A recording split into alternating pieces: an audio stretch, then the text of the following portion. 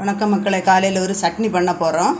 அதுக்கு தக்காளி, பெரிய வெங்காயம், ஒரு 3 பச்சை மிளகு, ஒரு 3 பல்லு பூண்டு, 2 கரண்டி சாம்பார் பொடி, 1 கரண்டி வத்தல் பொடி, 7 போல் மஞ்சள் பொடி. சட்டி அடுப்பில் வச்சாச்சு. எண்ணெய் ஊற்றுறோம். கடுகு போடுறோம். கடுகு பொரிஞ்சாச்சு. 3 பச்சை மிளகு போடுறோம். பெரிய வெங்காயம், பூண்டு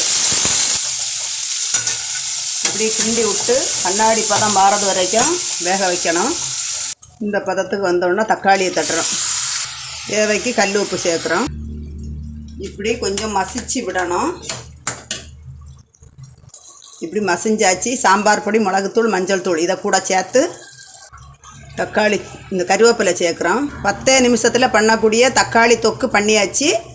இது பிடிச்சிருந்தா லைக் பண்ணுங்கள், ஷேர் பண்ணுங்கள், சப்ஸ்கிரைப் பண்ணுங்கள். வணக்கம். இது எங்கள் மாடியிலேருந்து பறிச்ச